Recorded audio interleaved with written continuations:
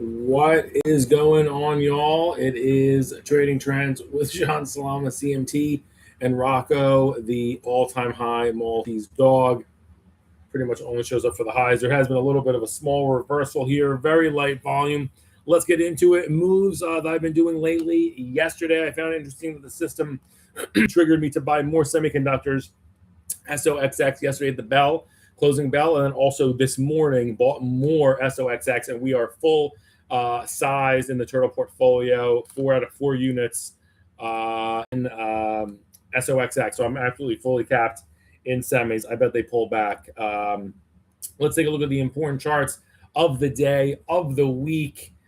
Today, Ethereum, Brazil, and software all down 3 to 4%. That is where the pain is on a very low volume day. SPY, I'm looking right here at about 15 p.m. About 45 minutes ago, and trading about 28 million shares. So very low, holiday-like. Yesterday was the same. Summer is here, all-time highs, low volume creep. No, pretty typical. So yeah, Ethereum, Brazil, and software getting, pretty much clobber today, while utilities jumping 1%. And again, new all-time highs for the NASDAQ, tech, and semiconductors through both ETFs, SMH and SOXX. Let us get to the dashboard panel and everything that is important for the day and nothing that's not important. Programming note, again, I'll do one more show, I think, on Friday. And then I am out next week. And then the following Wednesday, June the 17th, if you're in New York City, come out to Ulysses. We're going to be going over charts live with, some industry professionals, some regular folk. Everyone is, welcome, no gatekeeping. It's going to be fun times. We're going to do it every month. All right, let's get to this. Marvell of 4%. Honestly, it's pick a semi, any semi. It seems like no one owns enough of this stuff. One's going to be up 10% every day, it seems. You're going to pick one. Today, it's Marvell up 4. NVIDIA going the other way, down 3%. That's where you can really play a difference on SMH versus SOXX. It's on the constituency, the weighting of NVIDIA versus the players. I love the players, the field versus NVIDIA. I think they'll all go up. I was talking about this with a friend yesterday, but I love the field better than straight up just NVIDIA, just the head honcho. AMD up 3.5%. That's been a ridiculous story. Broadcom up a very small, 1%. Microsoft down 3% today. Yikes. But it's had a very strong recent performance. Intel up 4%. This thing continues to go 112 for Intel. Wow, it's like 1999. Meta up a massive 4%. Amazon, yikes, down 3. Ugly day for them. And Dell down 3%, though, of course, we remember what happened last week, up 30. As I said, volume atrocious, 26 million, truly a summer Wednesday, averaging 46, and that's absolutely suppressed. All right, intraday tape. So here was the opening bell. Looked like they sought out liquidity from the get-go, and they did, it seems, from about 7:59 all the way to 7:55 in SPY, and then it had a little bit of a revisit to 7:57 about an hour later, and they said, see you later. The ball was bouncing off the table here. We finally bottomed 12:30, shortly after the European close, around 7:53 half. And then look at this on a low volume. As I said today, we've gotten right to a battle with VWAP, which is 7:55.85 on the day. It got to it, battled with it from 2 to about 3 o'clock and gave up the ghost.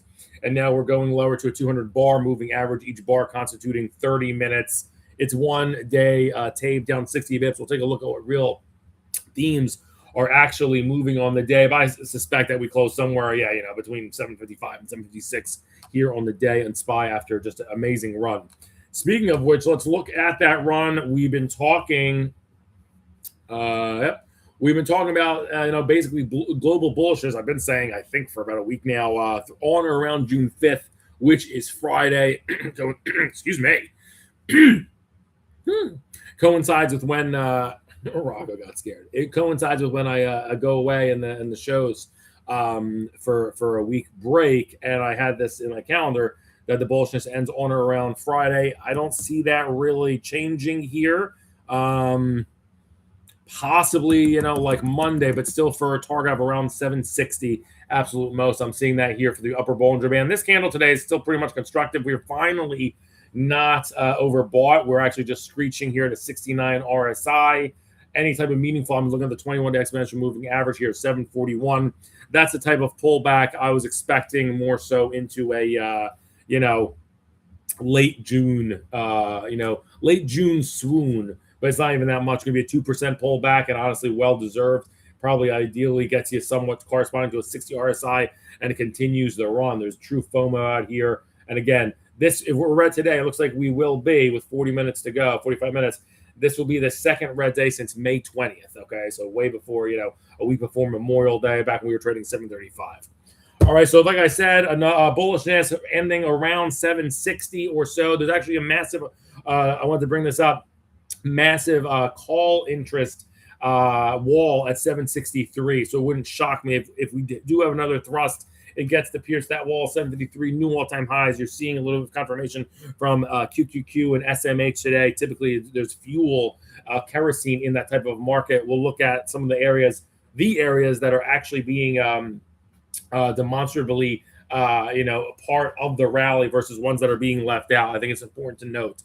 So that's all on SPY. 763 probably the top it gets to. And then, as I said, expect a 2 to 3 week pullback to about 741 in the SPY, 2% pullback. All right, let us get through the big movers. Up, there's only one.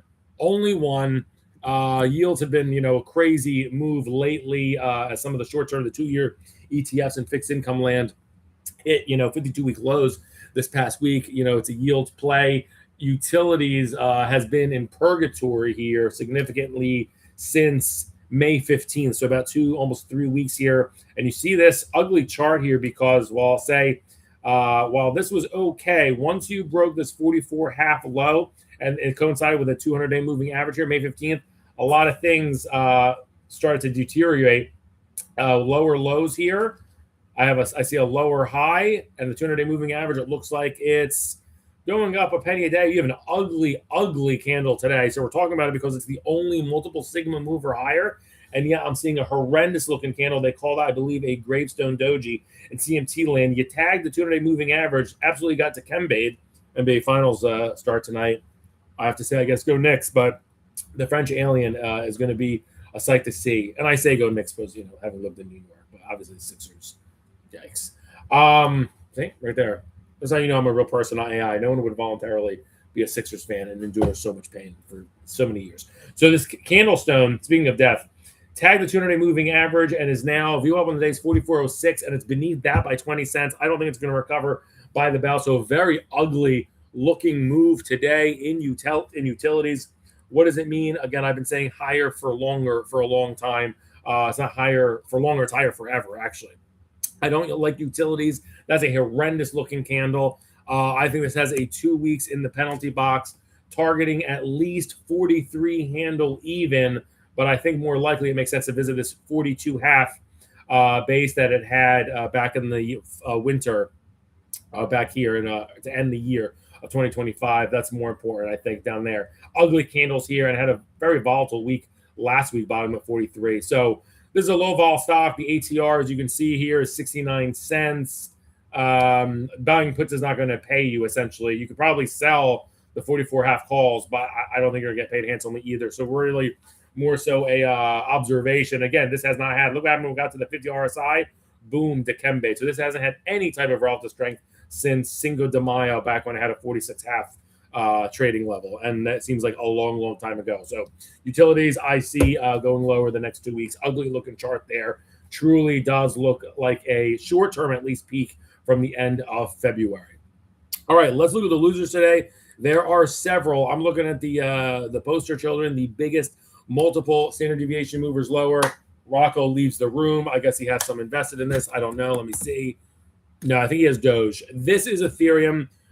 They are pummeling it again. I tell you, I do not do this on purpose or form any type of a narrative. I look at Sigma movers, whether it be MBS or Brazil or whatever. Brazil's next. But today, it's Ethereum down 4.5% today. When I wrote this, it was 4%. Now I can see down 4.5%.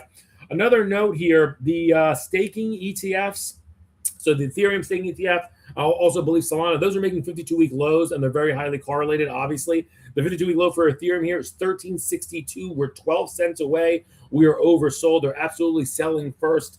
And ask some questions later. we had this featured, I think, a couple of days ago because they've been pummeling this. You could see the candle. This hasn't had any type of remote, I don't even want to call it strength, but same thing. It's May 14th, that pivot date, same as utilities. And they said, no, thank you. Let me exit this. And Ethereum down 4.5% today. I had said before when we looked at it, I said, expect us to base, I think, around 14 handle. We're at 1370 now with today's big break at 4.5%. I see somewhat of a base. At some point, buyers are going to have to step in. They typically don't do it with the 23 RSI, to be honest. This could get, 11 handle. You're going to have to see, 52-week lows in Ethereum itself and whatnot. So I think Bitcoin is 12% away from a 52-week low. We'll look at IBIT in a little bit. IBIT. When I bet, you bet, we bet. I'm lame. After all that is said and done, though, you're going to have like a mean, I want to say a dead cat bounce truly to about 1580. So it'll feel monstrous. It'll be, $2.10 or so. It'll be a pretty big sizing rally. But overall, every rally that it's had, Ethereum's been an absolute dog for the majority of 2026, literally since, what do you want to call that, President's Day, since the NFL playoffs were on in the divisional round. That's how I relate things. That's when Ethereum was, okay, give it a leash, give it the dog a bone. Since then, really, the end of January, no reason to be in it. Horrendous looking chart. Ethereum, while we're talking about it, it's the biggest Sigma mover lower today. Number 2, though, is Brazil. Let's see if the chart is different. Oh, yeah, very much more interesting. Peaked here mid-April at $42. Look at this, almost a tag of the 200-day moving average of 200 because it's hard to see. Am I sharing this properly? I am.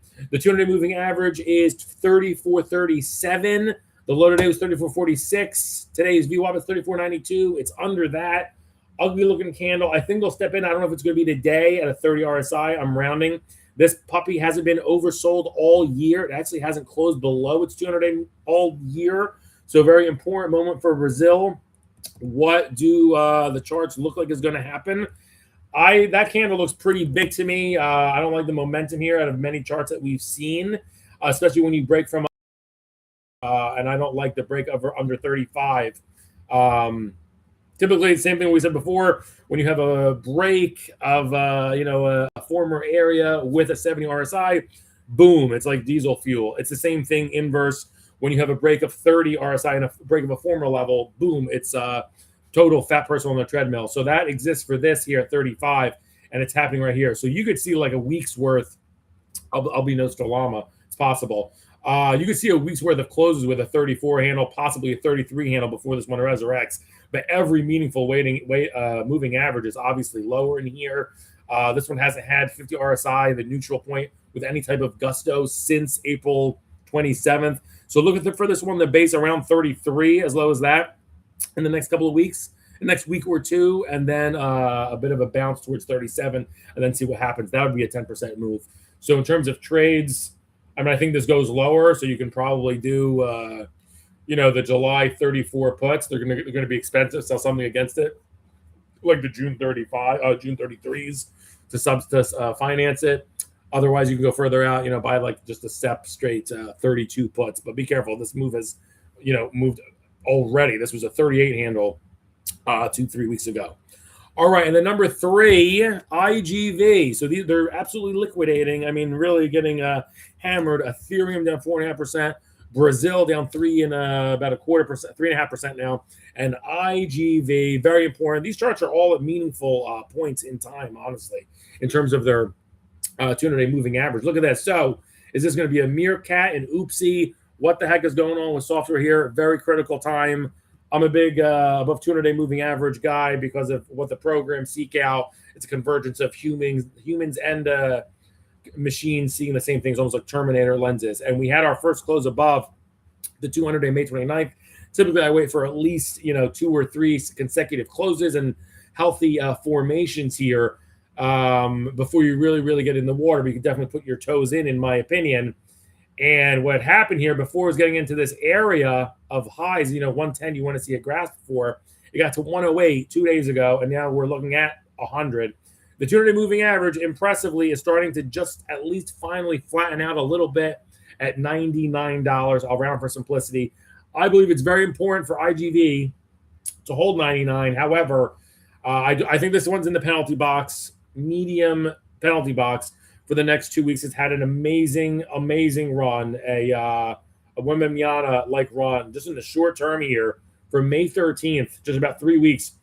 $89 to 107. So if you were in this, and especially, of course, if you were in Salesforce or Workday or Monday.com, whatever, all those companies that ran Twilio, whoever, massively, those are running 50, 60% and whatnot. So this, I am expecting a pullback to about $94. Still very constructive, but I do see, I don't know, I would think there's possibility. I would have to check closer in the option chain. But if you would look at like an August 95 put, it's very interesting. I don't know. That one possibly. Otherwise, these candles, there's still a lot of activity going on. Do short, you could sell the 108 calls. But again, I really have to see if the juice is worth the squeeze, if that's going to pay. If it's worth the margin suck up and everything else. All right. So again, they're hammering Ethereum, Brazil, and software today. If you're long those, not your day. Top gainer the past 5 days, and it's it belongs right here. I am long this buddy, this puppy. I bought more, like I said. I thought it was very important, or at least I noticed it, that the system had me trigger this. I was in the car at 3:45 p.m. and then it triggered again at 9:45 a.m. So just absolutely amazing in that chart. This just confirms this thing's had a fever, and the only prescription is more cowbell. And you buying it since May 13th, that is when this thing was truly worth $390 that day. It is now $613.5. Goodness gracious, great balls of fire. It probably has another day or two. My upper target, again, is about 610. This thing always exceeds. It's that goody two-shoe, a student that's just upping prices 50% every year because it can. So that's pretty much how this profile goes. I would expect a bit of a pullback.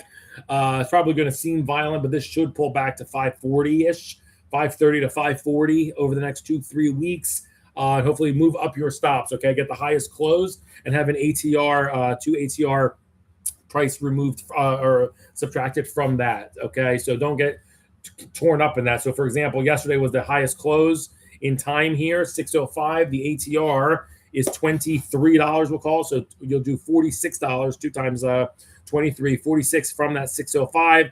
Boom, you get to 560. That's pretty much my stop on this, assuming that, we're going to have to move it up, obviously, because today's going to be even higher close. So that's what you do, and you move your stops. Those are your profits. So you get back, a week or so, and you don't let this thing all the way go back and Because there's a very good chance it should pull back to about 540. As I said, our stop would be above that. Semiconductors on fire. How would you play this? I've been telling you the only way to do it.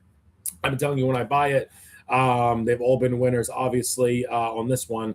2 ATR, the big leash. $44. You buy it right here, right now. If it goes against you by $44, get out of the trade. That's it. Otherwise, you can overpay and just do SEP 650 calls or something, but you're going to pay through the nose. So I like playing the stock here and just accumulating. All right, number 2, if we have a repeating chart, I'm not going to go nuts here, but I will emphasize why we're talking about it. Number 2, best trade of the past 5 days, IGV, just behind the SOXX. Up 8%. So the SOXX is up 9.2. Chart looks ridiculous, buying more AM to PM. It seems IGV, not quite so. Can it put together 4 closes above the 200-day moving average for the first time in 2026, for the first time since, what is this, Christmas week? Yeah. So let's say that's what it's up against.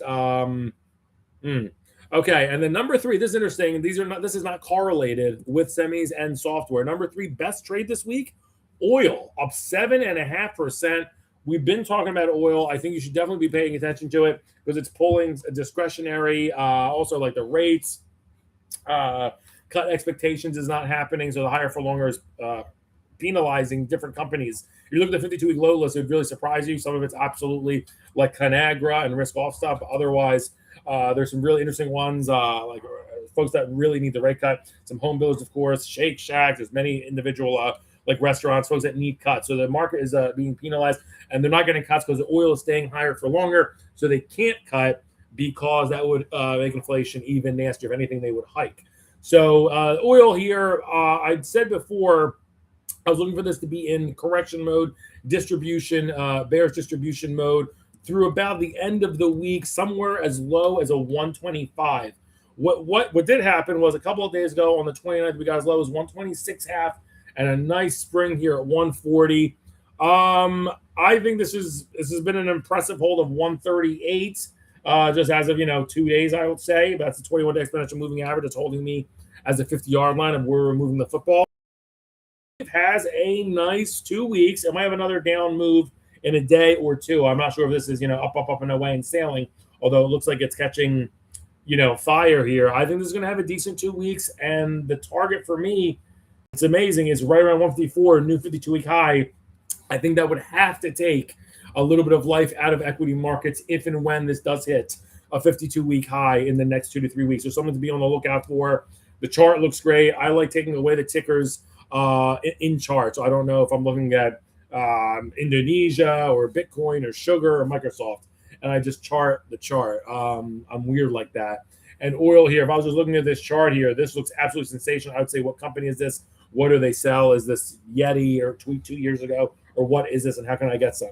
So this chart looks very good. Very great looking candles here. Tells me there's a lot of buyers too. Again, last thing on this, the war. So if you have that war bid here, started right here. It was the breakout above 83 for USO. And yes, it's trying to target essentially, almost 2x from there. So massive amount of buyers, obviously, down there. And your 200-day moving average here is at $91. Very good strike above 128. Yeah. In terms of trades, you could do the ATR trade on the bottom of the screen. Otherwise, I don't think many people believe in this going much higher. You will be exposed to headline risk. I do want to say that, but I kind of like the SEP 155 calls. They're probably not going to be that cheap, but I don't think a lot of people think this is going back to 52-week highs. And the chart to me looks like a very not that messy W. And these candles the last 5 days looks great. I may put a trade on in here. All right.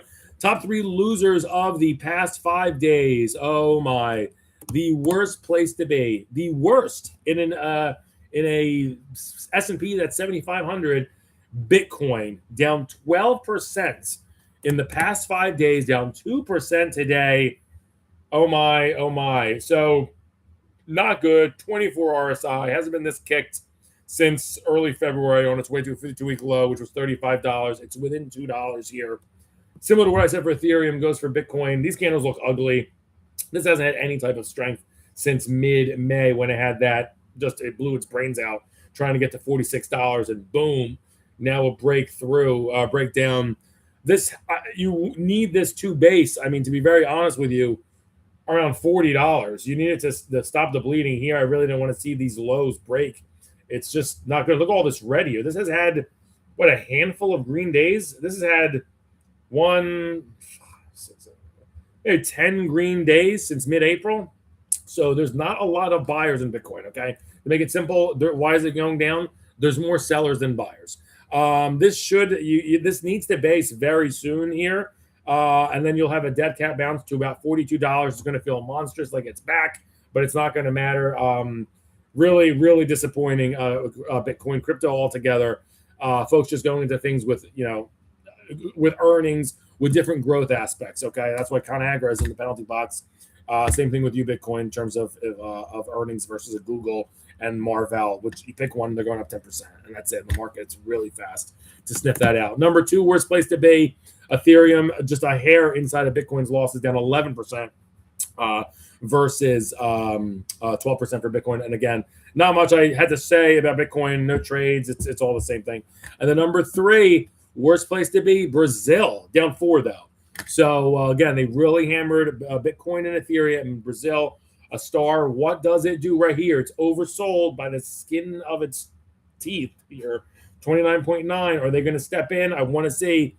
Does it close above $35 a VWAP? I don't know. This one could have a week in significant purgatory, possibly with 34, maybe even 73 or 33 handles as it tries to get its leg underneath it. But ugly looking chart, things that's going on in Brazil. Top 3 trades of the past 5 days. If you've been short IBIT, short Ethereum, long SOXX, on that part. Congratulations. You are absolutely crushing a part of the market. All right. We will be back on Friday with another video. Peace. Check out johnsalama.substack.com. Subscribe if you like things and all that good stuff. Peace.